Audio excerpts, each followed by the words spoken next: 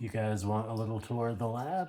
So here's the herb box here, and inside we have rosebuds, valerian root, rose hips, guayusa, mugwort, damiana, St. John's wort, yarrow. Here are some tinctures and hydrosols I've been working on. One big damiana tincture. I need to fill up with more ethanol. And then these are just little testers, you know, not for anything other than research. Here's some dry sage I cleaned and grew myself. Some juniper hydrosol, a little mullein tincture, see what happens there. Here are some little glass beads that you can throw in the boiler to help create nucleation sites. I did a short on them. They don't work very well, but they do help a bit.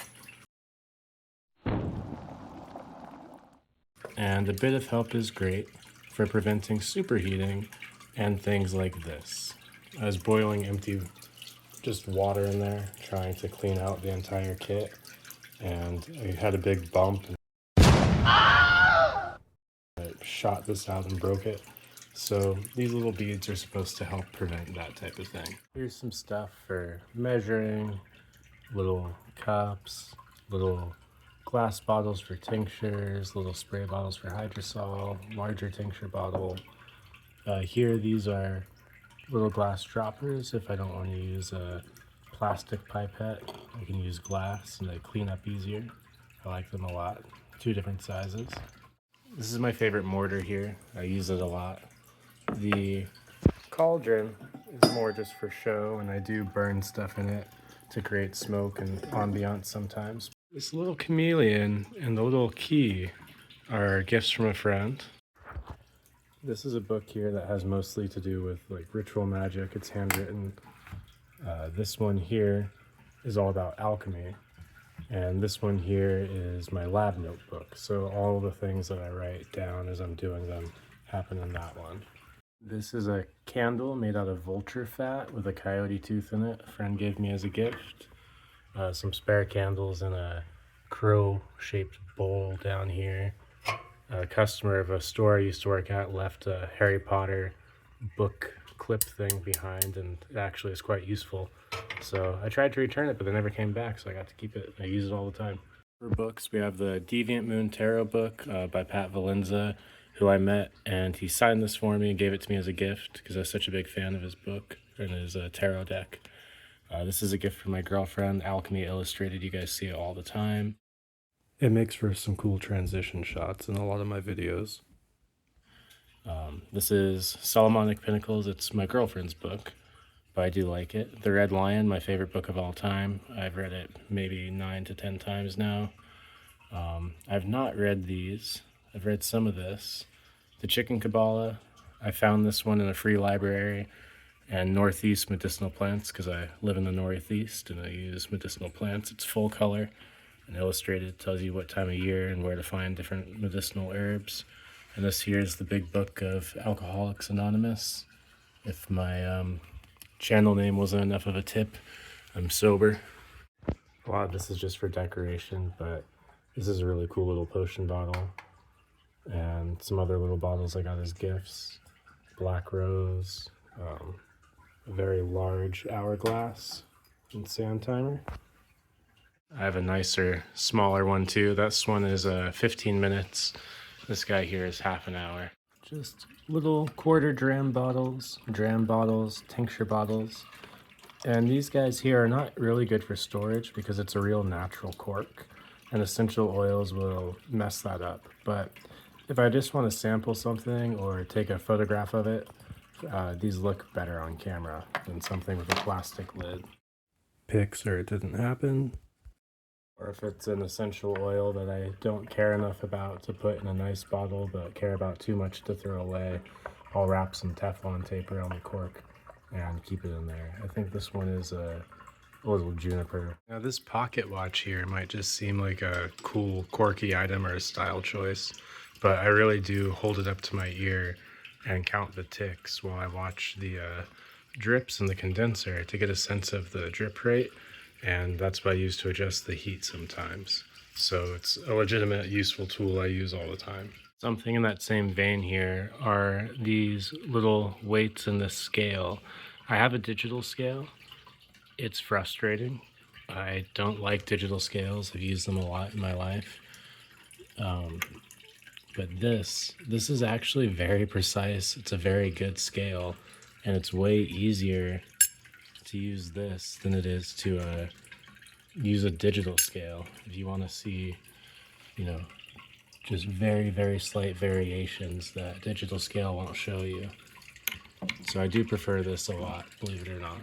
But generally speaking, I don't actually use a scale much because I'm filling up this big flask here. I just kind of fill it up till it looks right. So right now I'm using a steam distillation setup, but I am buying a fractional distillation setup that's very modular, and a lot of the joints fit with my current one. So I'll be able to do a whole lot of different experiments and mix and match parts and make weird, crazy stills just for fun if I want to try that. Maybe even recreate the potion room from Harry Potter just for the sake of silliness. Or should I say, the Snape of silliness. I don't use a digital scale or fire. I use this cheap burner here and a sand bath. So this is a cast iron pan full of clean, dry sand, and it holds heat so well. If you want to know more about sand baths, I have a whole video just on that subject alone. But if you're going to use any sort of digital scale and you want to use the traditional alchemical practice of low, steady, even heat, the only way you're going to get that with a digital scale is with a sand bath, because these things click off and on all the time to regulate the temperature. But a sand bath holds heat for so long, it can keep this thing boiling for like 10 minutes after you kill the heat. It just holds on to heat forever. So typically if I was going to be working on an herb, I put it up here in the biomass flask, and I need to get some sort of screen or like a frit glass in here to keep the herbs from falling through and clogging the neck. I'm working on getting that together next, but for now I'll put some of those glass beads you saw in here and some little pieces of whatever herb I'm working on in the water, and that creates nucleation sites and prevents the superheating and the bumping that leads to exploding and shooting your thermometer adapter out and breaking it like you saw earlier. Luckily I did not break my thermometer. This new adapter just arrived 2 days ago. It's not quite as good, but it'll do for now. And then up here, this is where you put the herbs. So if you have vapor coming through, plant matter coming up here into this arm and carrying essential oils and volatile compounds into the condenser, which then goes into this funnel here. This is called a Florentine funnel. And I'll show you how it works actually. It's pretty cool. So if my funnel's hooked up to my condenser here, and it starts filling up with water, normally I have a measuring cup, a smaller one, underneath.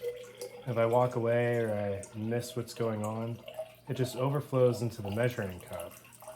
Now, if you do this right, it also prevents a loss of essential oil, though I never actually use it that way, the way it's intended. Most people, when they collect something in a collection funnel or a separatory funnel, there'll be a thin layer of essential oil here, which I think I can demonstrate with some olive oil. So you can see here now some olive oil in that funnel. The way most people use a separatory funnel, if it's not Florentine style, just like a funnel, you drain the hydrosol out, and then they try to slow it down at the last minute. Oop, I went too far. You can see the oil in the stem there, but cut it off and save the oil. And then they put that into a separate container. What you're supposed to do with this funnel is fill it up with some hydrosol first, or water, to prime it. And that way when you start collecting essential oil, it doesn't start floating up into the stem. It stays on top of this. You see that oil in the stem there? When the funnel overflows, you'll lose that. It will spill out. So I'm just using some olive oil to demonstrate. Let's say you've primed it with the water. Now you're starting to collect essential oil and hydrosol. It stays out of the stem. And watch what happens now.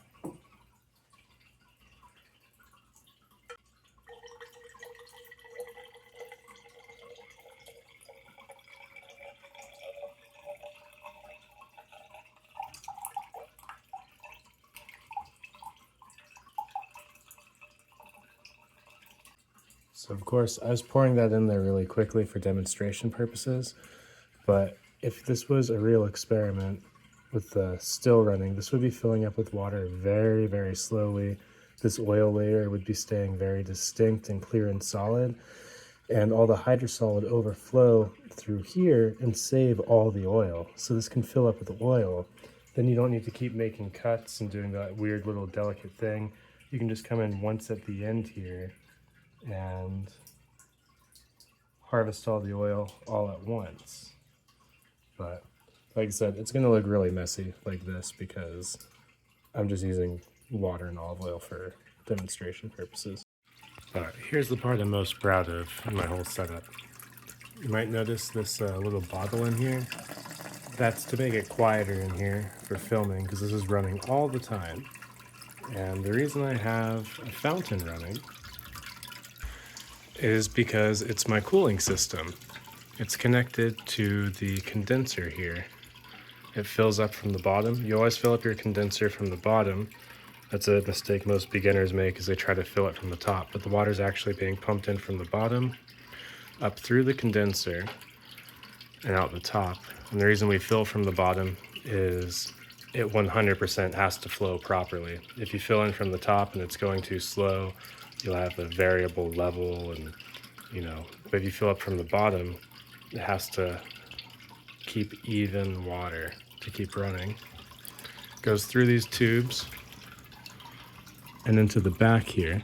Let me turn the brightness up for you. But there's a little pump in here, and then the tubes from the condenser just connect to the tubes from the fountain. So the fountain powers the entire cooling system, and that just looks good, it sounds good, and it also keeps my sink free, because most people are running their condenser from their sink in the kitchen, and I don't have to worry about that. The one thing I will say though that does suck is if you look right here, this used to be a ring of LED lights that lit up the fountain from the inside. It looked really cool, but I decided to pour ice in the fountain one day to make the condenser colder, and it broke the LED lights, and the pump hasn't worked as well ever since. So to replace them, it's going to be like $20, which isn't bad, but yeah, if you're going to use a fountain to cool your condenser, definitely don't throw ice in it. Keep it just as cold as your sink can get, and you might have to collect some water and replace it with colder water to control the temperature that way. Because after 4 or 5 hours, this gets slightly warm. Never gets hot, but warmer than you want for regulating the temperature. So that's the lab. It's pretty simple. And even when I get the fractional distillation kit, it's basically the same setup, just powering a condenser with a fountain and using the sand bath to heat everything. And really simple little tools, Hope you like it, and hope it gave you some ideas if you want to get interested in this hobby. A lot of people have asked me what I'm using, and that's it.